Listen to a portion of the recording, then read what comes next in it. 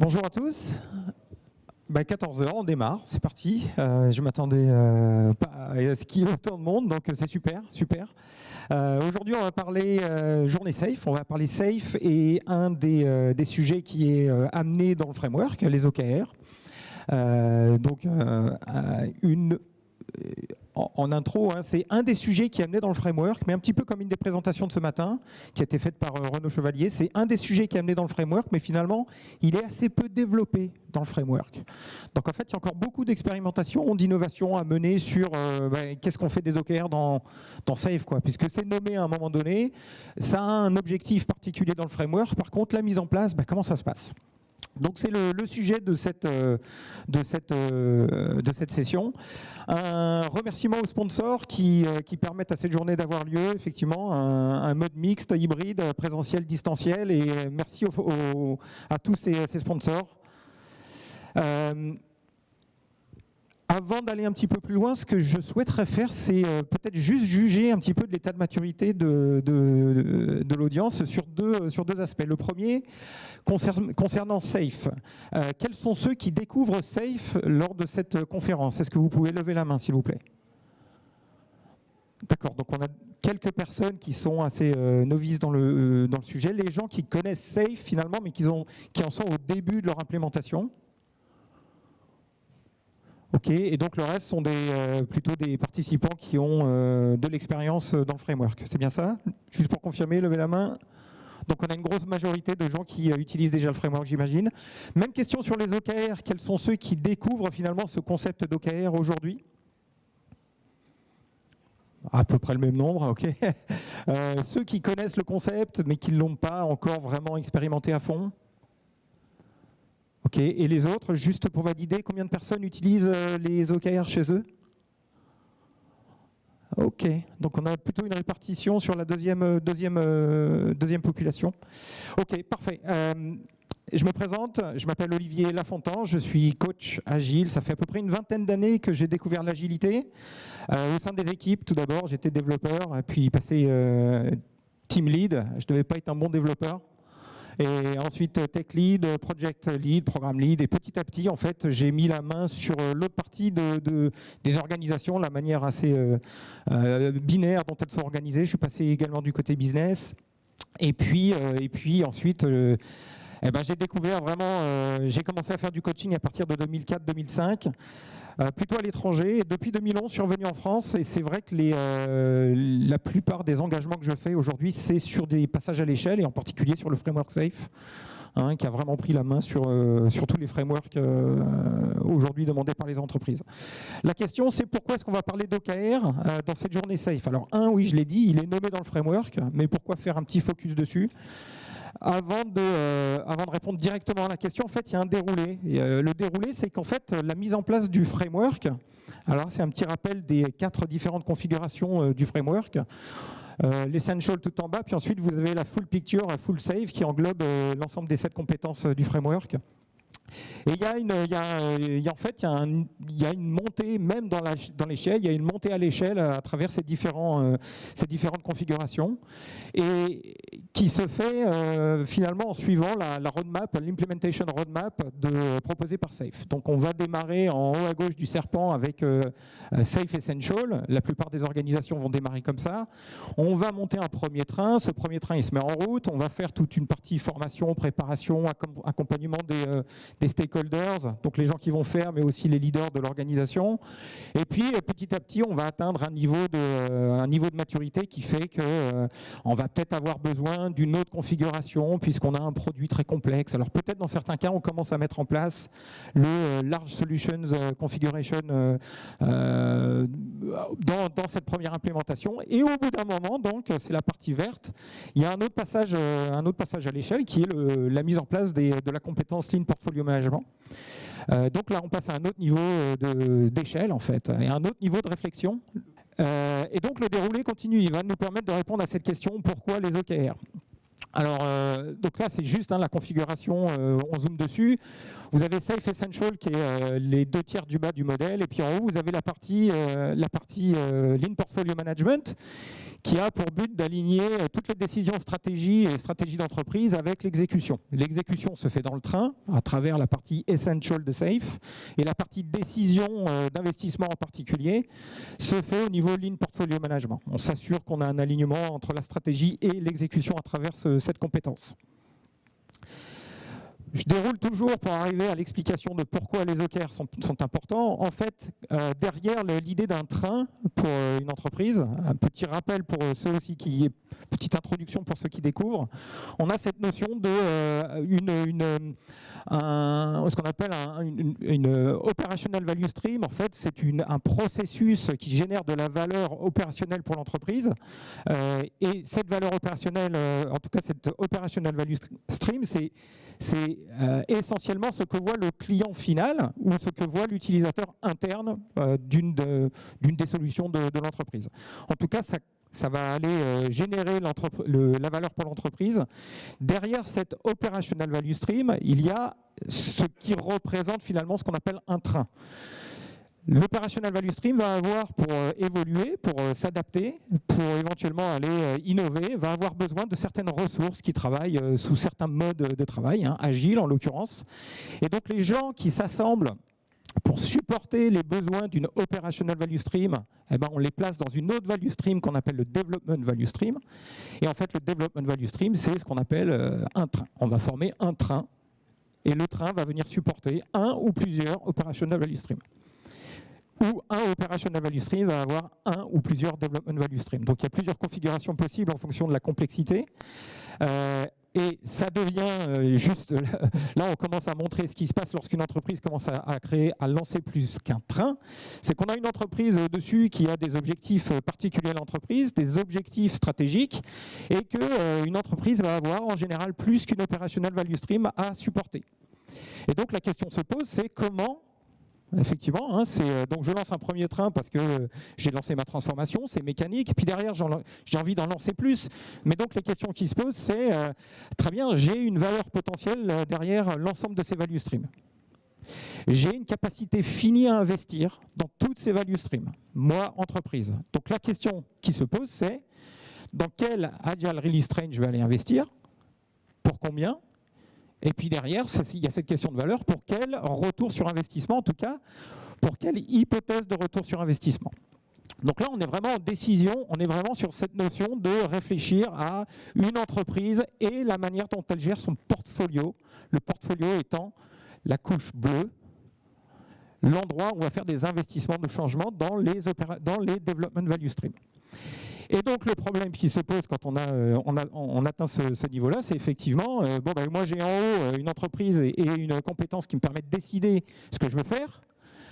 Mais ce que je veux, une fois que j'ai fait cette décision d'investissement, que je vais aller nourrir des budgets dans mes trains, je veux m'assurer que les gens qui travaillent dans ces trains, et ça fait beaucoup de monde à un certain moment, sont alignés avec la décision qu'on prend.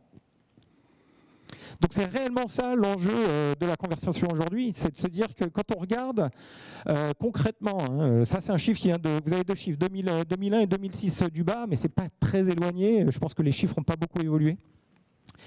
Les gens qui comprennent vraiment quels sont les objectifs stratégiques qu'une entreprise veut atteindre, quand on creuse un petit peu, on atteint des pourcentages qui ne sont pas très élevés finalement. Donc comment, après qu'on ait décidé de nourrir en investissement une development value stream, un train, comment est-ce qu'on peut s'assurer que finalement on dépasse les 7% d'employés, d'acteurs qui vont compris finalement ce qu'on leur demande. Donc là, le vrai enjeu pour une entreprise, c'est pas juste de prendre la décision, mais c'est de s'assurer que les gens soient alignés derrière dans l'exécution. Donc entre en jeu les OKR. OKR, Objective Key Result. Donc c'est un framework en lui-même, il n'a pas besoin de SAFe pour exister, qui utilise une manière d'exprimer des objectifs pour une entreprise, qui a une cadence qui est propre au framework et qui a 3 niveaux de réflexion. Donc c'est un cadre de gestion des objectifs, il a pour but d'aligner, d'engager l'ensemble des collaborateurs, des acteurs d'une entreprise. C'est une approche qui est vieille quand même, donc créée, utilisée chez Intel par Andy Grove dans les années 70-80. Il y a plusieurs bouquins qui ont été écrits sur ce sujet, en particulier celui-ci dont je me suis beaucoup inspiré par John Doerr et qui s'appelle Measure What Matters, The Simple Ideas That Drives 10 Times Growth. Et donc il a réutilisé cette idée dans toutes les entreprises. Donc John Doerr, en fait, c'est un investisseur de la Silicon Valley qui est également on va dire, il épaule beaucoup de startups et il utilise ce principe. Google utilise ce principe également. Il y a beaucoup d'exemples dans le bouquin qui viennent de chez Google. Et en fait, quand on regarde ce framework, on parle des 4 super pouvoirs des OKR. Le premier super pouvoir, c'est pouvoir se concentrer et s'engager sur des priorités. Ça, c'est la notion de prendre une décision sur ce qui a de la valeur et ce qu'il faut faire, et comment ensuite s'assurer qu'on ne fait que ça. Ça, c'est la première chose à faire. Ensuite, s'aligner et créer les relations nécessaires à la collaboration.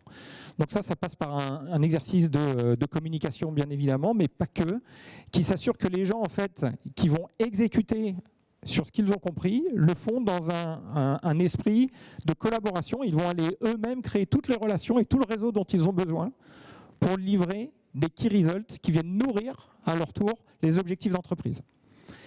Ensuite, le super pouvoir numéro 3, c'est suivre et mesurer pour responsabiliser et motiver. Donc, une fois qu'on a donné des objectifs d'entreprise, qu'ensuite ils ont été explosés en plus petits objectifs et en key results qui viennent contribuer à ces grands objectifs d'entreprise, il y a un suivi. Le framework vient avec une obligation de suivi et de mesure qui fait que les gens sont responsabilisés.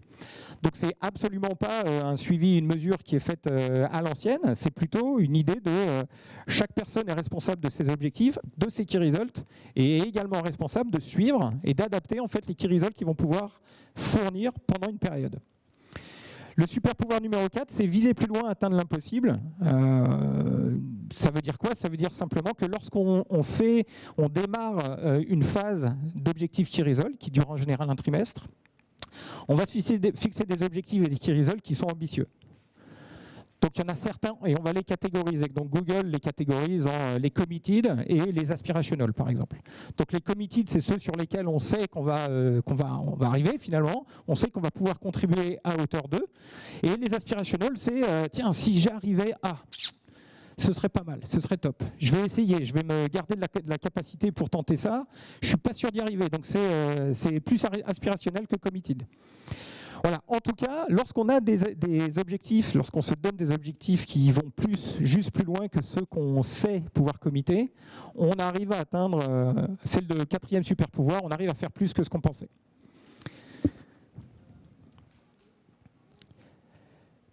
J'ai parlé du cycle des OKR, donc avant d'aller un peu plus loin, le voici.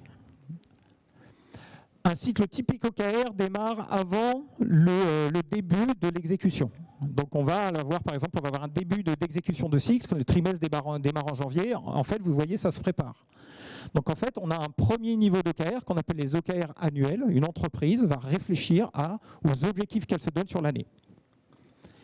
Et dans le même temps, et ça démarre 5, 6, 7 semaines avant la fin de l'année précédente.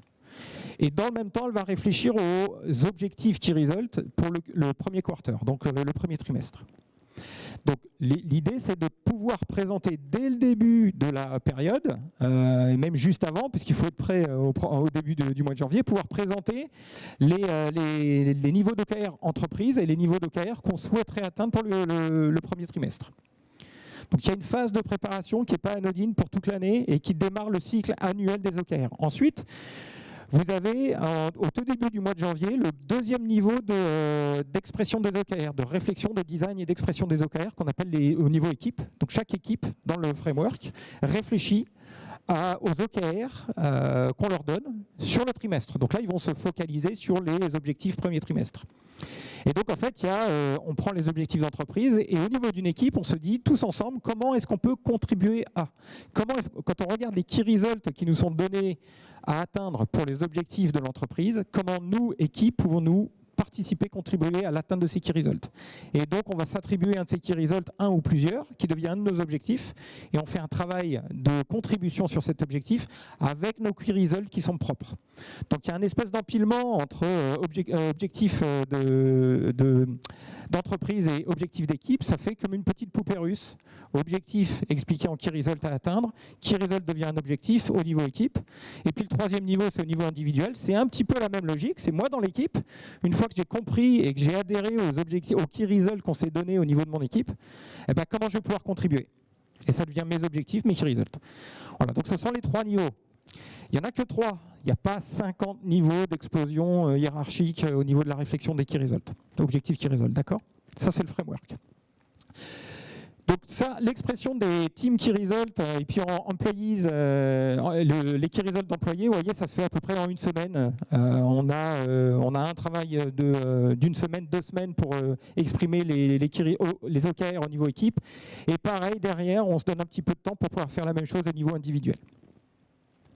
Ensuite, vous avez la phase de tracking, track progress. Hein, c'était expliqué dans les super pouvoirs. En fait, pour responsabiliser et motiver les gens, il y a cette notion de tracking sur est-ce qu'on arrive, est-ce qu'on tend vers l'obtention des key results. Ce qui nous intéresse le plus, c'est qu'en fait, le jour où on fait tous nos key results, on atteint l'objectif. C'est vraiment cette idée derrière le framework. D'accord ? Donc en fait, le suivi, le tracking qu'on mentionne ici, c'est est-ce qu'on se rapproche des key results qu'on mentionnait, quelle que soit la méthode, quelle que soit la solution que vous avez mise en place, elle n'est absolument pas designée upfront. Nous, ce qui nous intéresse, c'est plutôt au moment où vous avez adhéré à un key result qui vous est propre, ça nous paraît intéressant lors du suivi de savoir si vous vous rapprochez de ce key result. Et encore une fois, on se déconnecte de la solution. Comment vous avez fait? On se moque un peu. C'est là où l'agilité va revenir un petit peu par derrière, puisque justement, si on faisait du design, du solution design upfront en ligne avec les objectifs qu'on veut se donner, on casserait la notion d'agilité qu'on veut donner aux équipes. Donc là, en fait, le principe des OKR, le framework, il est très très très agile à la base, puisqu'en fait, il se déconnecte complètement de la méthode de travail. Ok, maintenant on va passer à la manière dont SAFe a repris cette idée de l'OKR, des OKR, du framework, parce qu'il y a plein de goodness là-dedans. Ça marche super bien et SAFe, ils sont un peu forts quand même au niveau du framework. Ils vont aller prendre à droite à gauche des mots qui sont très puissants et ils vont la coller sur la big picture, hein, cette picture. Et ensuite, dans certains cas, il faut un peu se débrouiller. Donc effectivement, là l'idée c'est parfait. Donc en haut, on a bien compris qu'on avait, notre entreprise. Derrière l'entreprise, on a des choix qui sont faits pour, en termes de direction, des objectifs stratégiques. SAFe les appelle les stratégiques thèmes. Et derrière le mot stratégique thème, en fait, la recommandation de SAFe, elle est simple, c'est utiliser les OKR. Voilà, donc en fait, vous avez une page qui est assez longue, hein. Et quand vous la lisez, à la fin, pof, ils vous disent, au fait, pour les stratégiques thèmes, pas de problème, OKR. Et après, c'est tout. Débrouillez-vous. Donc, il y a un petit souci quand même, c'est-à-dire qu'en fait, dans la documentation que vous trouvez sur le site web, on a l'impression que les OKR, c'est juste une manière de documenter un thème stratégique. Donc voilà, on vous donne un template et on vous dit les OKR, finalement c'est ça, c'est la manière dont on lit la Or, comme j'ai expliqué, les OKR c'est beaucoup plus que ça. Il y a tout un framework, il y a tout un tas de choses, de compétences à acquérir, il y a des cérémonies à mettre en place, il y a un rythme à donner particulier, il y a un engagement particulier de la part des execs à obtenir et à avoir systématiquement. Donc c'est pas anodin de mettre le mot OKR sur une slide comme ça. Donc la question, c'est si on veut faire des OKR et qu'on est en SAFe, comment on fait? Est-ce que c'est possible? Alors, d'abord, juste une petite explication. Une fois qu'on a énoncé nos objectifs stratégiques, en fait, nos objectifs et nos key results, dans le modèle SAFe, en fait, ils vont être consommés à travers une autre phase qui consiste à aller retravailler les portfolios les canevas de portfolio, et puis ensuite aller nourrir tout un backlog, tout un funnel et un backlog qu'on appelle le portfolio backlog, qui a en fait des objets de type épique. On appelle ça les épiques. Ces épiques vont être ensuite placés sur une roadmap, donc on fait du planning à plus ou moins longue échelle, et au fur et à mesure, quand on se rapproche d'une nouvelle période, un nouveau PI en termes d'exécution, ces épiques sont éclatés finalement en features de valeur qui vont venir nourrir le programme backlog, le programme dont on va se servir pour planifier le prochain incrément. Donc il y a une logique dans tout ce que Safe nous explique, sauf que, encore une fois, ça renforce cette idée que finalement, tout au début, la seule chose qu'on a fait, c'est de documenter des objectifs au format OKR. On ne reparle plus des OKR dans tout ce que je viens de vous dire, en fait. C'est une autre mécanique que Safe propose.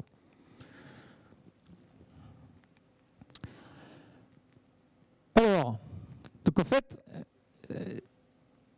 c'est pas si simple que ça d'utiliser les OKR. Et c'est pas juste parce qu'on fait du safe ou pas du safe, c'est juste que déjà obtenir la participation, le design et la communication des OKR sur toute une année de la part des execs, c'est très compliqué, quelle que soit l'entreprise dans laquelle vous êtes. Je ne sais pas les chanceux qui arrivent à avoir des objectifs annuels bien détaillés avant que l'année démarre, bien. Moi, j'en ai pas vu souvent, donc je sais que c'est très compliqué. Ça, déjà, des objectifs annuels qui soient clairs, c'est pas forcément disponible au démarrage de l'année. La deuxième complexité, c'est une fois si on arrive à obtenir ça, c'est la même chose au niveau trimestre. C'est-à-dire splitter des objectifs annuels, pouvoir être un petit peu plus incrémental dans les objectifs et les key résultats à atteindre, premier trimestre, deuxième trimestre, troisième trimestre, c'est pas donné à tout le monde, à n'importe quelle entreprise, et ça demande une rigueur, une discipline de la part des gens qui font cet exercice. Donc c'est pas facile du tout en fait de commencer un cycle OKR, quel que soit le framework. Et en particulier, donc maintenant, si on se projette en Safe, c'est exactement le même problème. Vous avez une entreprise qui a une hiérarchie, elle a une façon de fonctionner. Quand on lance des trains et même un portfolio, on n'a pas encore vraiment cette notion d'avoir embarqué tous les execs. On peut avoir un portfolio et tout un ensemble de trains qui fonctionnent sans avoir réellement cet exercice qui est fourni à l'ensemble des value streams. Un train devient assez vite autonome, en fait. Si vous lui donnez pas de direction, il va faire ses choix lui-même à travers les acteurs qu'il compose. Donc des gens vont faire des choix, et d'ailleurs on leur demande. C'est le principe d'autonomie et de délégation dans le framework. La seule chose, c'est qu'en fait, si on a vraiment des objectifs stratégiques qu'on souhaite atteindre au niveau exec, on a un vrai disconnect si on ne sait pas aligner, les communiquer, et deux, aligner l'exécution. Donc vos trains ne vont pas s'arrêter, c'est pas le souci. C'est juste qu'on ne sait pas s'ils vont vraiment travailler dans la direction qui nous intéresse. Donc voilà, en fait vous avez un mapping entre ce qu'on devrait faire, entre ce qui se fait en safe, entre guillemets, et ce qui se fait dans le framework OKR. Donc communication des company-wide OKR, juste avant le début du mois de janvier, en fait, c'est on va dire la documentation sous format OKR des thèmes stratégiques dans Safe. Ensuite, la deuxième chose qui en pratique n'est pas très facile, c'est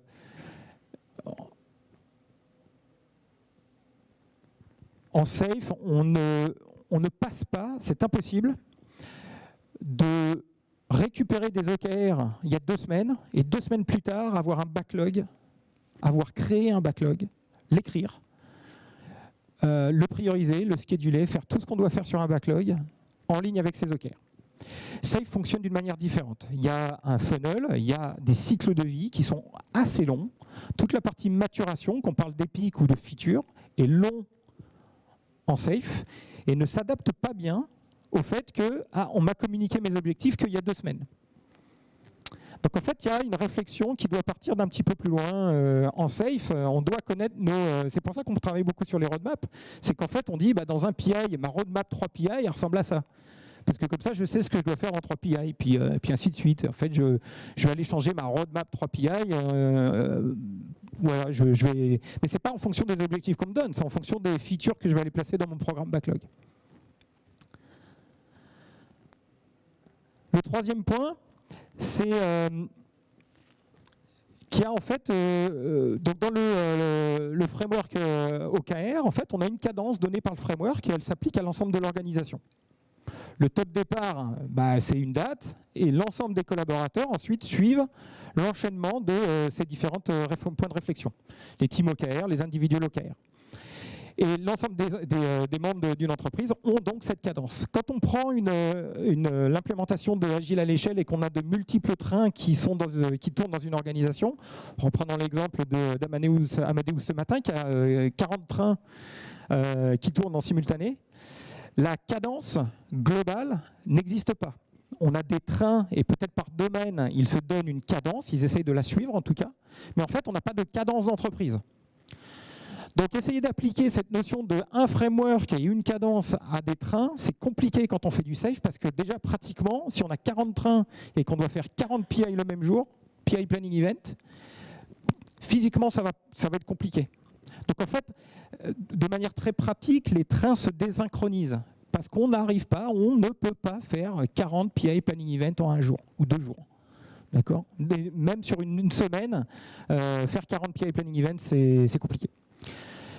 Voilà, on ne va pas essayer d'étendre et de dire en combien de semaines on pourrait le faire. Ce que je suis en train de dire, c'est qu'en fait, cette synchro, cette cadence, démarrage PI, fin de PI, en fonction du nombre de trains qu'on a, c'est vraiment compliqué à atteindre.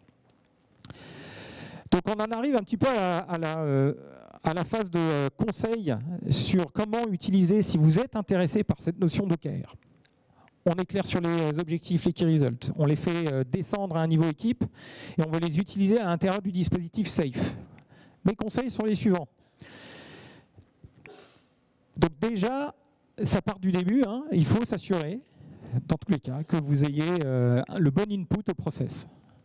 Et de toute façon, que vous vouliez faire des OKR ou pas, vous allez, à partir du moment où vous allez rentrer dans cette démarche de portfolio management, LPM, vous aurez le même problème. Il va vraiment falloir tirer la vision et bien la communiquer de la part de l'entreprise. Quels sont les objectifs stratégiques de l'entreprise ? Si vous faites des OKR, c'est encore plus critique parce que c'est le début c'est le début. Comme je vous disais tout à l'heure, si les objectifs qui résolvent quand vous faites du safe ne sont pas disponibles, ça ne va pas arrêter votre train. Si votre seul framework d'alignement c'est OKR et il n'y a rien d'autre, ça va arrêter vos équipes. Ils vont réellement demander c'est quoi les objectifs du trimestre. On ne comprend pas ce qu'on doit faire. Donc, premier conseil, pour utiliser pleinement les OKR en environnement safe, il faut vraiment, réellement proposer de l'accompagnement, s'assurer que les execs sont on-board avec l'approche, qu'ils sont capables systématiquement, de manière itérative, donc en début d'année et puis ensuite tous les 3 mois, de fournir, de communiquer de bons objectifs key results qui s'appliquent à l'ensemble de l'organisation. Donc ça, c'est un conseil, ça veut pas dire, je ne peux pas vous dire comment le faire, mais voilà, il faut le faire. C'est un des key success factors. Ensuite, là, vous avez, lorsque vous faites du LPM, donc le LPM, c'est ce qui vient, c'est la couche de compétences au-dessus de l'exécution qui vient prendre toutes ces décisions. En fait, elle vient déjà avec un certain nombre de cérémonies. Ces cérémonies, vous les voyez en haut. Vous avez le Strategic Portfolio Review, et puis ensuite, vous avez du Participatory Budgeting, et puis ensuite, vous avez du Portfolio Sync. Alors, elles ne sont pas marquées ici, mais en fait, vous avez des synchronisations du portfolio aussi. Celles qui sont les plus importantes dans cette session aujourd'hui, ce sont les 2 types que vous voyez. Donc le Strategic Portfolio Review et Participatory Budgeting, à savoir quels sont les épiques que je choisis d'exécuter, ou en tout cas à quoi ressemble la roadmap d'épiques sur lequel on souhaite se concentrer au niveau entreprise et portfolio, je veux dire. Et ensuite, le Participatory Budgeting, c'est comment je répartis le budget disponible au sein de mon portfolio pour atteindre mes objectifs d'entreprise. D'accord ? Donc 1, sur quoi je veux travailler, et 2, combien j'investis. Quand on remap ça avec le life cycle des OKR, en fait, ça correspond à certaines dates vraiment clés. Donc en fait, vous voyez qu'en janvier, on fait un certain nombre de choses. En février, on fait un certain nombre de choses au niveau du framework du cycle de vie des OKR. Ce qui veut dire qu'en fait, l'input que SAFE met un petit peu au milieu de chaque trimestre, réellement, ce qu'il faudrait qu'il se passe, c'est que ce soit en début de cycle. Donc quand on vous dit à quel moment je fais mon premier Strategic Portfolio Review et mon premier Participatory Budgeting, dès que les objectifs sont clairs. Donc si je veux faire des OKR, c'est en début d'année. Voilà, j'attends pas le milieu du trimestre. Sinon, je ne peux pas démarrer réellement l'investissement sur mes Development Value Stream. Donc je ne suis pas en train de donner les ressources nécessaires à mes trains si je ne fais pas ces exercices en tout début de cycle. D'accord ? Donc il faut resynchroniser les cérémonies de SAFE avec des événements qui viennent des discussions qui viennent du framework OKR.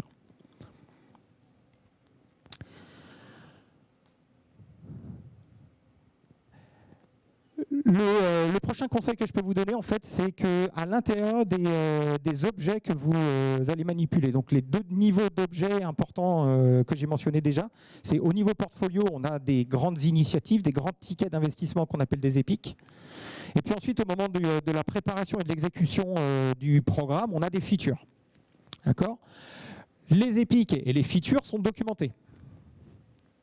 Elles vont suivre un cycle de vie et au fur et à mesure qu'on va maturer les épiques et qu'on va faire la même chose au niveau des features, on va aller y trouver de plus en plus d'informations nécessaires et relatives à chaque niveau de prise de décision. Au niveau des épiques, vous avez un template, le Lean Portfolio, l'Epic Business Case ou le Lean Business Case. Et dans le Lean Business Case, en fait, vous avez une zone là qui... moi, je vous conseille vraiment de passer du temps dessus. C'est ce qu'on appelle les deux zones, là, le business outcome et les leading indicators. Donc en fait, c'est quoi ça? C'est souvent on a un truc assez verbeux qui dit ouais, on va faire cette épique vise à augmenter, je sais pas, quelque chose. Et en fait, quand on réfléchit réellement à ce qu'on peut y mettre à l'intérieur, c'est tout à fait l'alignement avec un des objectifs ou un des key results exprimés normalement en avance de phase. Donc quand vous avez une épique, mon conseil, c'est assurez-vous que chacune de vos épiques, quand vous les travaillez, quand elles avancent dans leur Kanban, elles aient ces zones qui soient super bien référencées. C'est-à-dire, moi, quand vous m'expliquez cette épique va nous permettre d'atteindre un objectif ou un certain type d'outcome pour l'entreprise, les mesures derrière, les indicators, ça doit être pour moi les key métriques ou les key results que vous en attendez.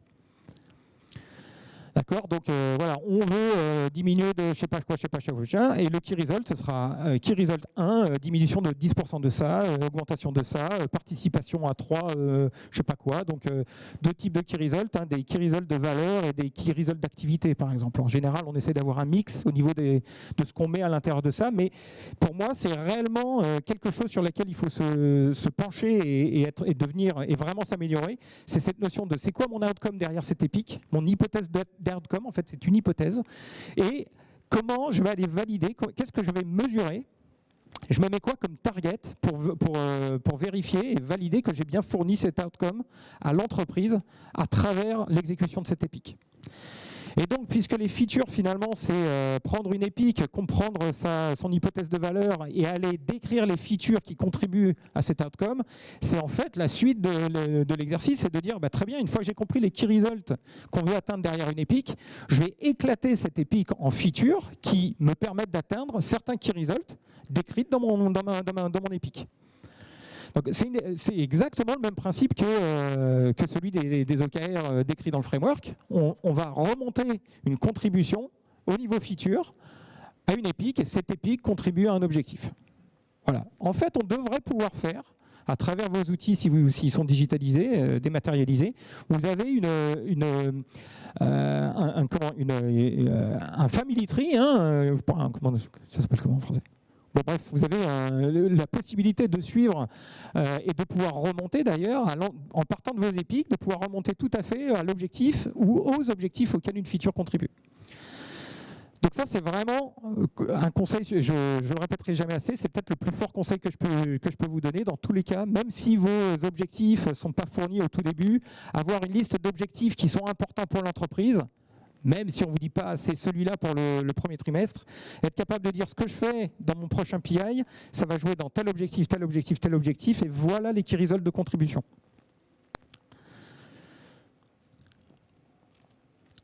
L'autre conseil que je peux vous donner, c'est que lors de l'exécution du PI Planning Event, les équipes travaillent sur le programme board, et le programme board est donc la matérialisation de l'intention de livraison des features équipe par épique et épique par épique avec les dépendances. Un autre livrable du PI Planning Event, c'est une liste de PI objectifs. Alors, pour moi, c'est presque un petit rendez-vous manqué entre la notion d'OKR au début et l'autre vraie notion d'OKR qui est les teams OKR dans le framework. C'est de dire, mais finalement, ce qu'on appelle des PI objectifs au moment du PI Planning Event, ce n'est ni plus ni moins que des teams objectifs trimestriels. Représentés sur le board à travers des features. Mais finalement, on est en train d'expliquer, voilà les objectifs super importants pour le premier trimestre de l'entreprise. On rentre en PI Planning Event, j'ai consommé une sous-partie d'Epic à travers les 10 features que j'ai choisies.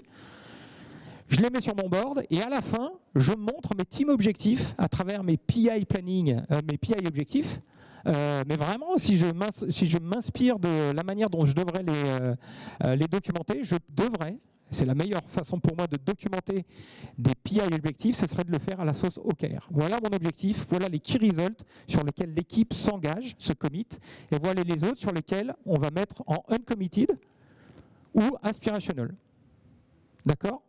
Donc il y a réellement la possibilité de mettre en mouvement finalement ces deux frameworks, de pouvoir les resynchroniser. C'est juste que ça demande une discipline particulière et ça demande une décision et une compréhension du fait qu'il y a deux frameworks en route. C'est pas les OKR, c'est pas une façon de documenter un objectif des key results. Il y a réellement derrière une vraie discipline qui fait que les gens ont compris et peuvent réagir fortement sur la valeur générée un PI à la fois. Et ils prennent ces décisions tout de suite, quoi. Les objectifs tombent, on va aller chercher les épiques et les features qui, d'un point de vue hypothèse de valeur, s'alignent le mieux avec les objectifs qu'on est en train de nous communiquer. On rentre en PI Planning Event et là, on va réellement jouer le jeu d'aller faire du feature selection. Je ne sais pas combien d'entre vous, beaucoup travaillent déjà en safe, mais combien de PI Planning Event vous rentrez, les features sont déjà choisies, par exemple. Et en fait, votre PI planning, c'est quoi? C'est mécaniquement, on va juste aller demander aux équipes qui ont en général déjà choisi les features sur lesquelles elles vont bosser, d'aller mettre ça sur un board. Et c'est pas dans la nature c'est pas dans le principe que Safe a voulu mettre en place en fait. Hein. Donc cette notion d'objectif communiqué en juste à temps, c'est vraiment du lean. La façon dont on gère ces événements PI Planning Event, normalement, doivent être très lean également, c'est-à-dire l'objectif, il est tout frais. Les features, ce sont des candidats. Une fois que je connais leur contribution à l'objectif qu'on m'a communiqué il y a 2 semaines, je peux faire mon planning. Et normalement, le breakdown en New York Story, il ne se fait pas avant. Encore une fois, l'approche la plus lean possible au PI Planning Event, c'est le breakdown en New York Story au moment du PI Planning Event. Donc encore une fois, dans la logique, pas dans la discipline, mais dans la logique et les principes que Safe essaie de mettre en place à travers cet événement fondamental, le PI Planning Event, on l'a de plus en plus rendu Big Design Upfront. Finalement, c'est un événement de 2 jours qui va venir certifier un plan sur lequel on a déjà beaucoup bossé, quoi. Et le framework OKR, au contraire, il renforce cette notion de non, il y a urgence parce que l'objectif, on vous le communique il y a 1 semaine avant le PI, quoi. Donc ça, c'est pas forcément non plus quelque chose que n'importe quelle entreprise va accepter et progresser et aimer, ça crée beaucoup de chaos. L'autre chose, c'est qu'en fait, on a déjà tout un tas de cérémoniaux dans Safe qui permettent de faire la partie tracking et progress des OKR. Donc là, ça s'aligne tout à fait complètement à 100%. On a à chaque fin d'itération dans Safe, on s'arrête et puis on fait une système démo et on peut réfléchir sur derrière la description de cette feature, est-ce qu'on atteint des objectifs? Quels sont les key results qu'on atteint à travers cette feature? Est-ce qu'on en a? Est-ce qu'on a des leading indicators sur lesquels on peut déjà se baser pour valider l'hypothèse de valeur? Ou est-ce qu'il faut attendre 1 mois, 2 mois, 3 mois avant que les premiers indicateurs sortent? Et puis à terme, est-ce qu'on a des lagging indicators qui sont encore plus loin dans le temps, 1 an, 2 ans pour certains?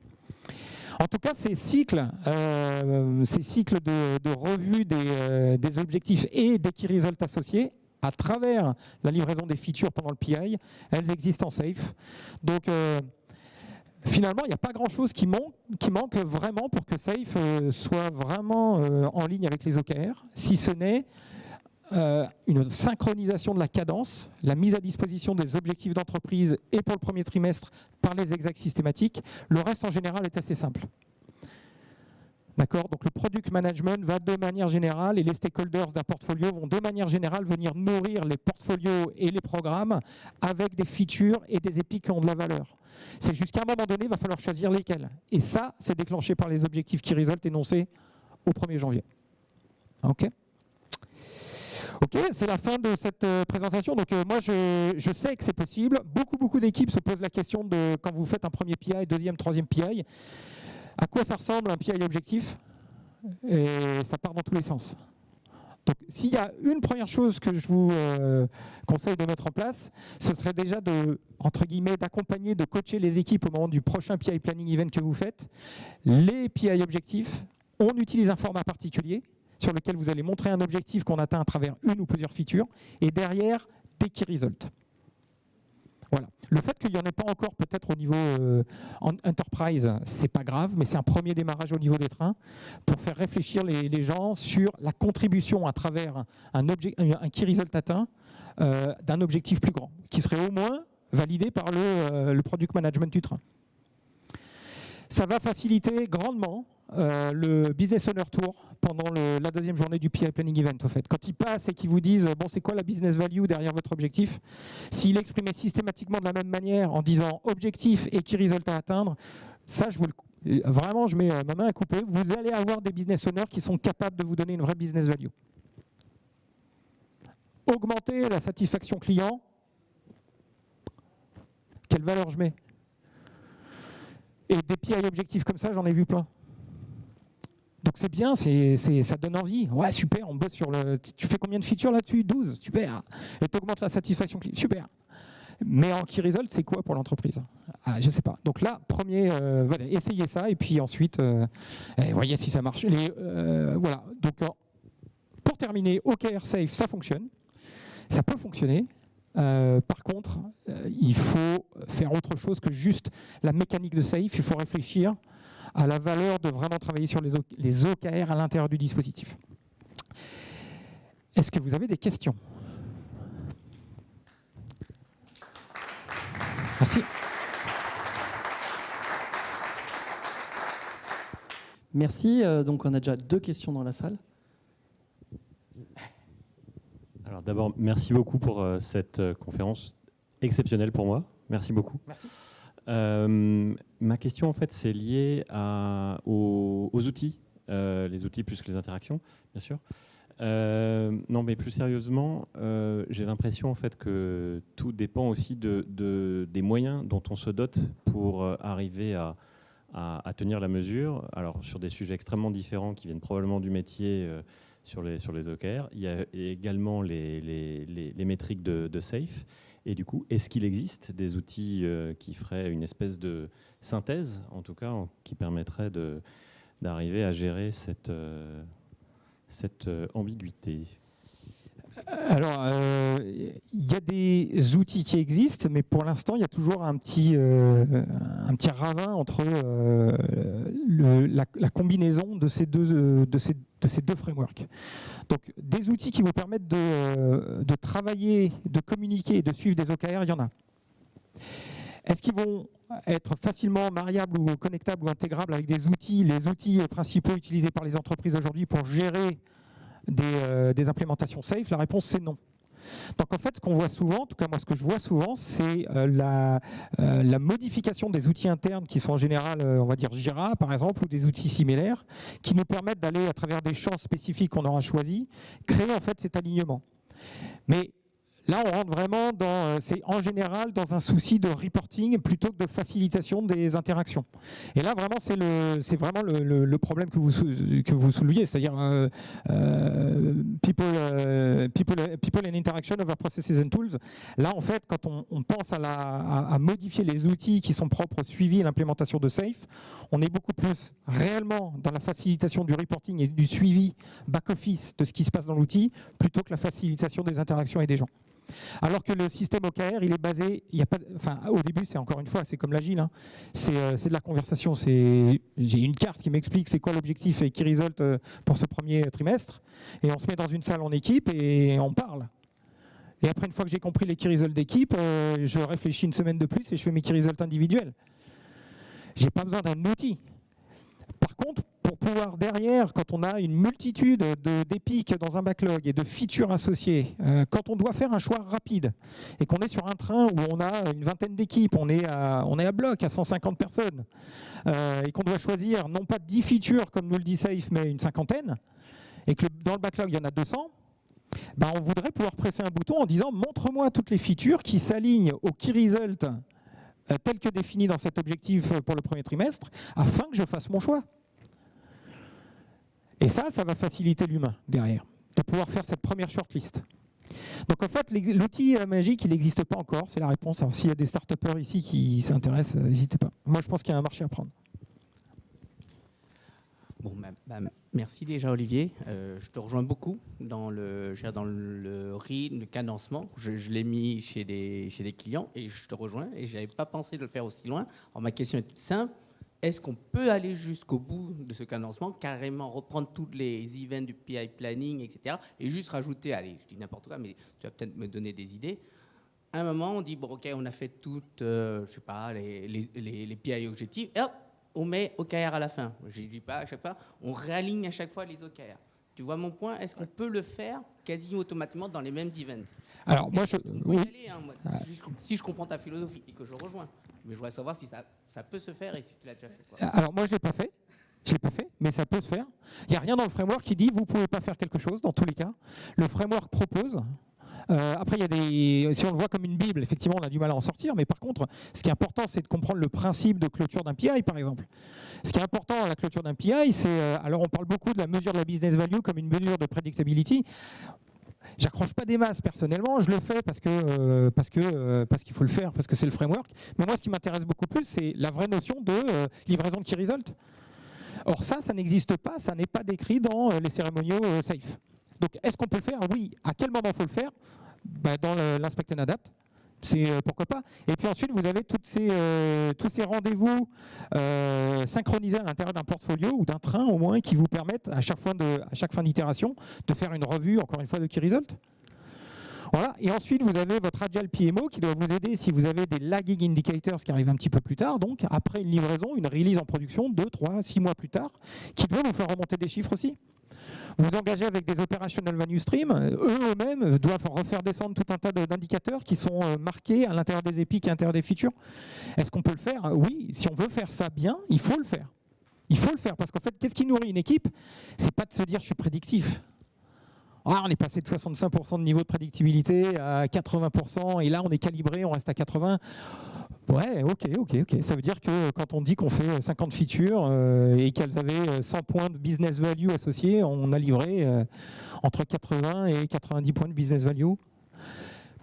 Est-ce que j'ai contribué à l'objectif d'entreprise? C'est nulle part pour l'instant, ça l'est. Donc si vous avez cette notion de pouvoir faire remonter contribution d'une équipe, d'un train à des objectifs d'entreprise tels que veut le faire le Lean Portfolio Management, pour moi, il n'y a qu'une solution.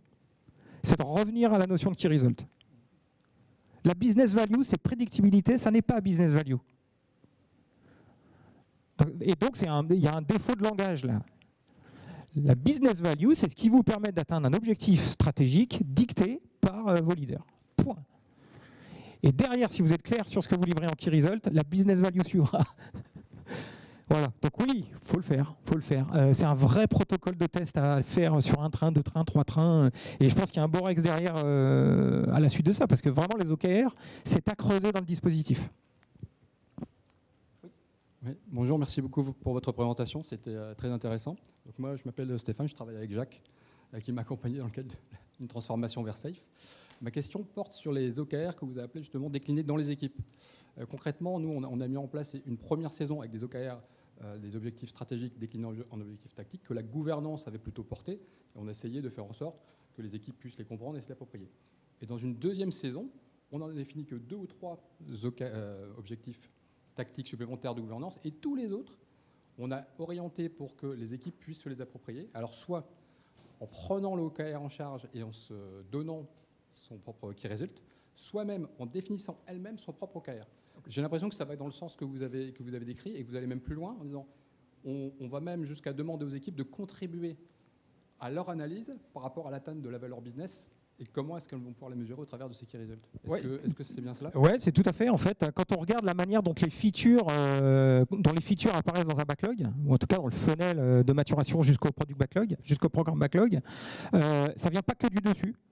Du product management, ça vient de partout. Et en fait, qu'est-ce qui crée cette participation de tout le monde dans la génération de features de valeur? C'est une connaissance des objectifs et des key results à atteindre. Donc en fait, c'est exactement ça. Appropriez-vous un objectif, comprenez le key result, comprenez votre capacité à contribuer à un de ces key results, et derrière, vos objectifs et key results vont suivre. En fait, c'est quelque part aussi simple que ça.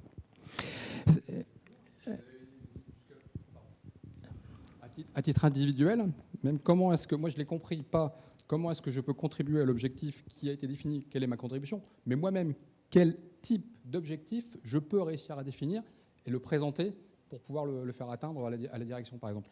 Alors ça, Ça part de mon idée à moi pour ce que j'ai compris globalement de la vision. Comment est-ce que je peux contribuer à cette atteinte-là? alors, j'en ai pas parlé, mais en fait, potentiellement, vous avez à l'intérieur des guardrails qu'on peut se donner dans un portfolio, on peut très bien dire, je laisse une partie, un certain nombre d'investissements, un certain niveau d'investissement à mes équipes, en fait, au train, à mes chaînes de valeur de développement, pour qu'elles travaillent sur ce type d'initiative. C'est-à-dire que tout le travail ne vient pas d'une cascade des OKR d'entreprise, mais quelque part, si quelqu'un a un objectif et des key results qu'il pense être de valeur, on va leur laisser du temps en innovation en particulier pour aller les tester et faire des démos, c'est-à-dire aller convaincre des gens, c'est à travers voilà l'objectif, le key result que j'avais en tête, l'hypothèse de valeur qui se cache derrière, c'est ça. Et donc il y a un processus de vente qui se met en place, qui peut se mettre en place derrière. Mais en fait, j'en ai pas trop parlé là, mais c'est bien que vous ayez été plus loin, encore plus loin. Ouais. Merci, je crois que tu as un dernier slide à nous montrer. Oui, c'est celui du rôti.